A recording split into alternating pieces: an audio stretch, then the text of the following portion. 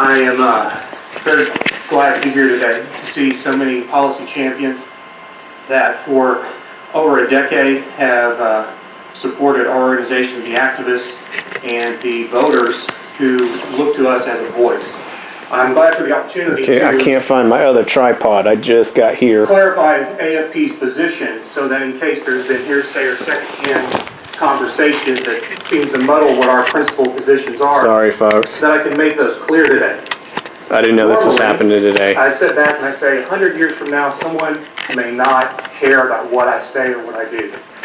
But without this amendment, it would potentially be that 100 years from now, my great-great-grandchildren would still be paying this tax. That and more. We understand that Arkansas roads are in need of funding. It's an albatross around the neck of the state. We have over 16,400 miles under state control. That's enough road to wrap around 2/3 of the Earth's equator. We could take our road and run it back and forth to the Antarctic and back.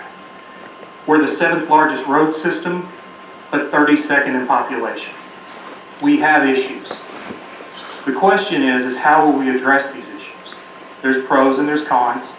The bill puts forth itself as a pro, but we also have to look at other things. Structured as a half-cent sales tax, this adds to Arkansas being the 3rd highest sales tax in the United States of America. Again, population 32nd, but will be the 3rd highest in sales taxes at both local and state. And there are many sales taxes that are looking right now to be increased by counties and by cities to even add to this burden on the Arkansas people.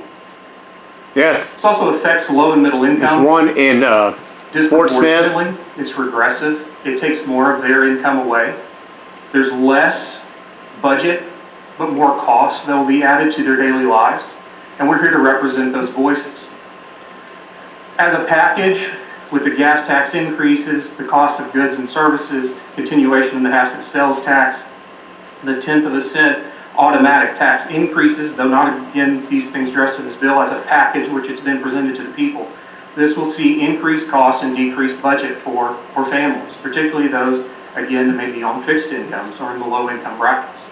There are alternatives. There are many that have been put forward, such as allow positive reforms of income tax reform to play out. We've been told and we've been sold over and over again that there would be positive economic benefits to our income taxes and decreasing those for our state. Let's see how that plays out. The quarter-over-quarter revenue surpluses that we've been seeing, that is money again that we could potentially use towards highways if we reprioritize. There are reforms that can be made, but they should be implemented before the taxes. There's talk about reforms and bills that have reforms in them now, but the reason you do reforms first is so that you can mitigate the amount of taxes or maybe even render them unnecessary through efficiencies that you find by introducing these reforms.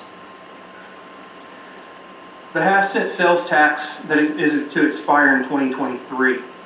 We still have an additional session to go before we have to make this decision.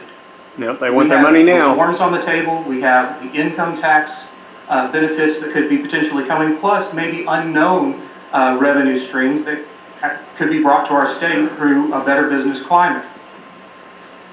So Let's just do old bastards behind them. No limit of good ideas. Scott Bennett and Randy too. They're just chatting with each other. Public interest, but there are limits to the family budgets. They don't care about families. And when you take money out of our pockets, particularly in the things that we're buying on a daily basis, this again limits our buying power and our economic freedom to choose for ourselves what we're going to do with those dollars. So a continued increase in taxes, in our opinion, is never a sustainable solution for every problem that has been faced by the state. So with that, I conclude and I'm open to any questions.